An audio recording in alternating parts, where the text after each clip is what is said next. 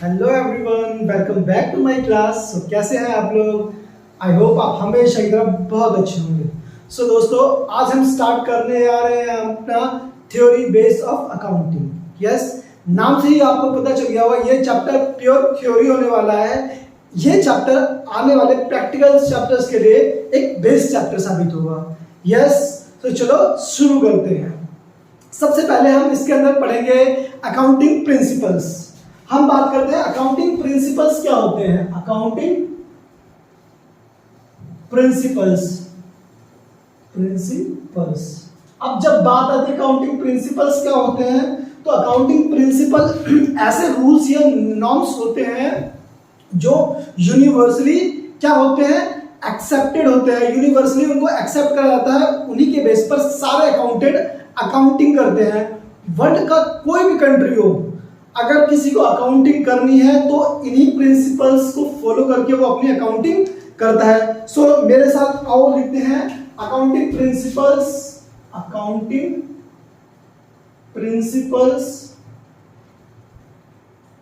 Are the rules और norms adopted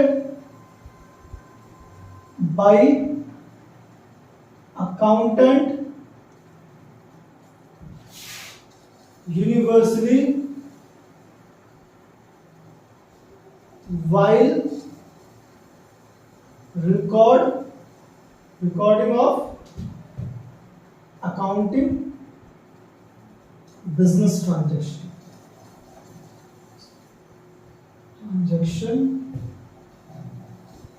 For example, assets, liabilities or expense, income, etc. Means accounting principle क्या होते हैं? Accounting principle होते हैं रूल्स, नियम या वो नॉर्म्स, मापदंड। इनको हिंदी में कहा जाता है नियम। रूल्स ऐसे नियम या मापदंड जिनको कौन फॉलो करता है? अकाउंटेंट फॉलो करता है यूनिवर्सली। मतलब कहीं भी कोई भी अकाउंटेंट होगा, इन्हीं प्रिंसिपल को फॉलो करके वो अपने अकाउंटिंग करेगा। व्हाइल रिकॉर्डिंग बिजनेस ट्रांजैक्शन, कोई भी बिजनेस ट्रांजैक्शन को रिकॉर्ड करेगा तो इन्हीं के बेस पर वो क्या करेगा? अकाउंटिंग करेगा। अब इसको क्या करते हैं, हम दो पार्ट में डिवाइड करते हैं अपने रूल्स को। फर्स्ट हमारा आता है फंडामेंटल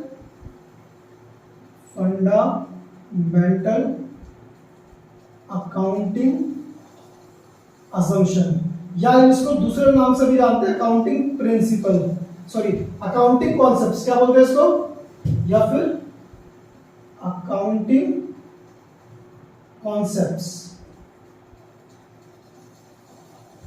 दूसरा हमारा होता है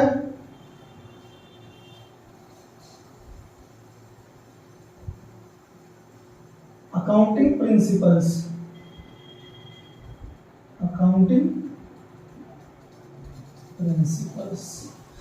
इन दो पार्ट में हम अपना क्या करते हैं, अकाउंटिंग प्रिंसिपल को दो पार्ट में डिवाइड करते हैं। एक हमारा हो जाता है अकाउंटिंग कॉन्सेप्ट्स और एक हमारा हो जाता है अकाउंटिंग प्रिंसिपल्स।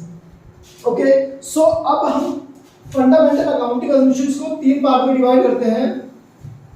फर्स्ट हमारा हो जाता है गोइंग कंसर्न असम्पशन। दूसरा असम्पशन हमारा हो जाता है कंसिस्टेंसी असम्पशन। तीसरा असम्पशन हमारे पास हो जाता है अप्रूवल असम्पशन।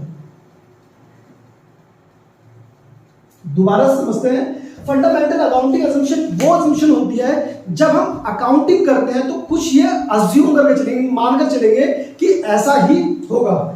जैसे कि मैं इनको समझाता हूं, देन आपको ज्यादा समझ में आएगा। जैसे accounting going concern assumption, going का मतलब होता है चलना। गोइंग का मतलब क्या होता है?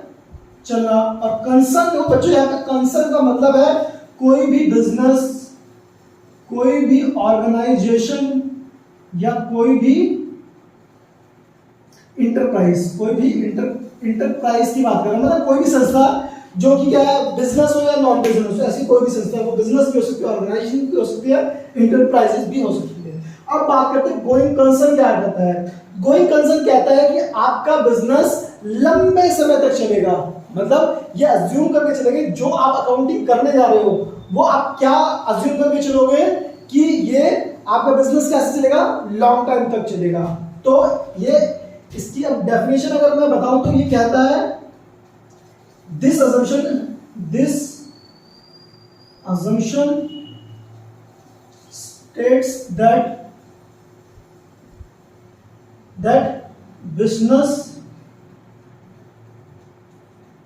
will continue for a foreseeable period मतलब लॉन्ग पीरियड की बात कर रहा है, foreseeable period, and there is no intention to close its business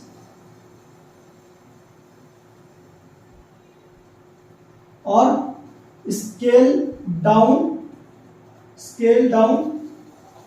its operation। मतलब सिंपल सी चीज, बिजनेस का business will continue for a foreseeable period and there is no intention to close its business or scale down its business। मतलब आप ये assume करके चलोगे कि आपका बिजनेस लंबे टाइम तक चलेगा, आप तो ना बिजनेस बंद करोगे और ना ही कोई भी बिजनेस को कम करोगे। अब इसको एग्जांपल से समझते हैं, जैसे मान लो एक बिजनेस है, उस बिजनेस को हम लेते हैं Reliance industry purchase machinery of ₹50 lakh.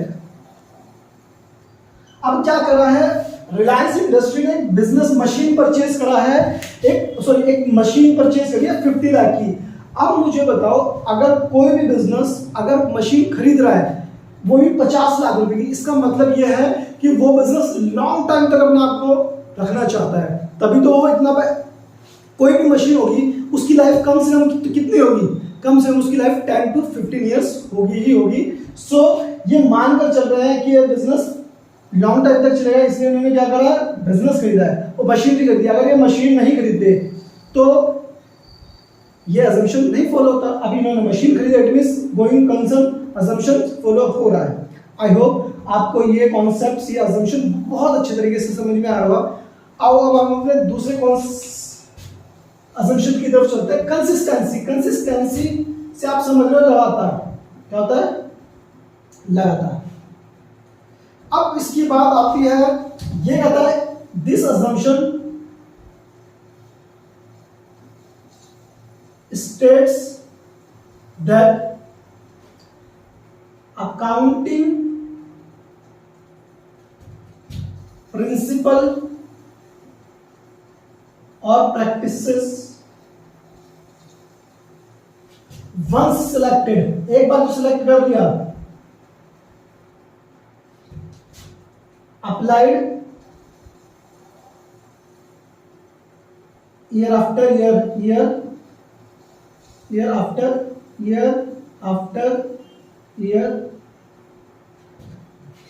For example, चलो पहले मैं समझा देता हूं इसको।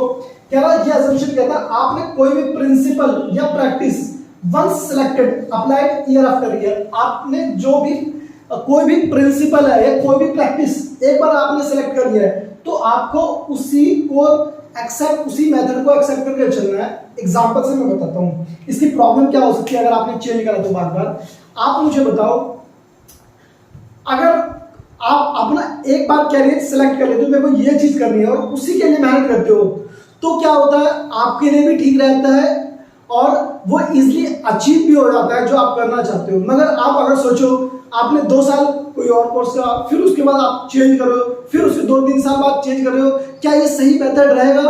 बिल्कुल भी नहीं ये सही होने वाला। तो सिंपल सा वही रूल यहाँ पे लगाना है, किसी भी मेथड से अगर हमने अकाउंटिंग करनी स्टार्ट करी है तो उसी प्रैक्टिस को या उसी प्रिंसिपल को हर साल ईयर आफ्टर ईयर उसी को ही फॉलो करना है। समझ गए आप? क्योंकि अगर आप एक बार किसी और मेथड से कर रहे हो तो एक बार किसी और मेथड से कर रहे हो, इट मींस आपके अकाउंटिंग में गलत होने के चांसेस बढ़ जाएंगे। जैसे लाइफ में अगर आप कैरियर बार बार से चेंज करते रहोगे तो इससे आपके फेल होने के चांस बहुत ज्यादा हो जाएंगे। इसलिए कंसिस्टेंसी असम्पशन ये कहता है एक बार जब आपने मेथड फॉलो कर लिया, एक बार जो प्रिंसिपल प्रैक्टिस अडॉप्ट कर ली, उसको आपको ईयर आफ्टर ईयर फॉलो करना है। सो इसका एग्जांपल जैसे मैं बताऊं, एक हमारे पास एक डेप्रिसिएशन नाम का चैप्टर आएगा। डेप्रिसिएशन क्या होता है? जब भी आप कोई भी चीज लेते हो, कोई भी चीज खरीदते हो, मशीनरी हो गई या फर्नीचर हो गया, बिल्डिंग होती है, उनकी वैल्यू हर साल कम होती है, उसको उसकी भी अकाउंटिंग होती है। उसकी अकाउंटिंग के दो मेथड है। एक है हमारे पास straight line method, straight line method. दूसरा हमारे पास written down value method, written down value method.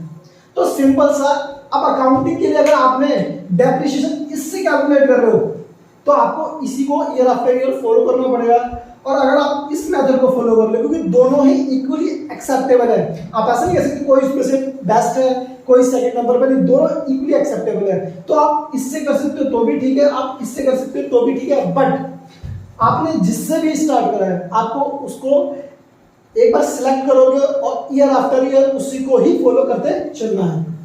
देखो आपको ये वाला प्रिंसिपल भी समझ आ गया होगा। अब हम आते हैं अपने थर्ड असम्पशन की तरफ, अक्रूरल असम्पशन। अक्रूरल असम्पशन सिंपल सा ये असम्पशन ये कहता है कि भाई जिस टाइम पर आपने किसी से कोई भी कॉन्ट्रैक्ट में इंटर हुए, जिस डेट को आपने सेल की डेट डिसाइड करी है, आपकी रिकॉर्डिंग उस पीरियड में होगी, ना कि उस पीरियड में जिस पीरियड में आपने उससे रिलेटेड अमाउंट रिसीव करा है। फॉर एग्जांपल से मैं समझाता हूं। आपने क्या करा, ये दो पीरियड है। ये पीरियड आपका 1/4/2020, यह है 31/3/2021, और इसी के बाद ये स्टार्ट हो जाता है यहां से 1/4/2021, 31/3/2022।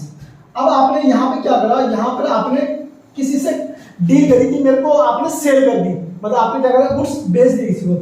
आपने यहां पे करा, यह है 1 फरवरी 2021, 1 फरवरी 2021, यहां पर आपने करी sale of goods on credit.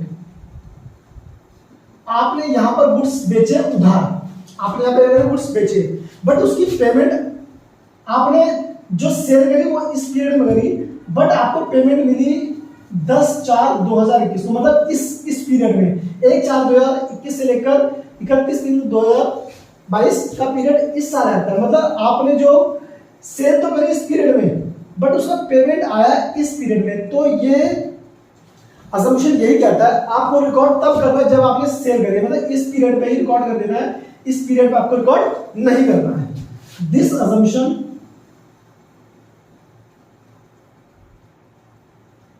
states that transaction are recorded when they are entered into whether amount is exchange or no.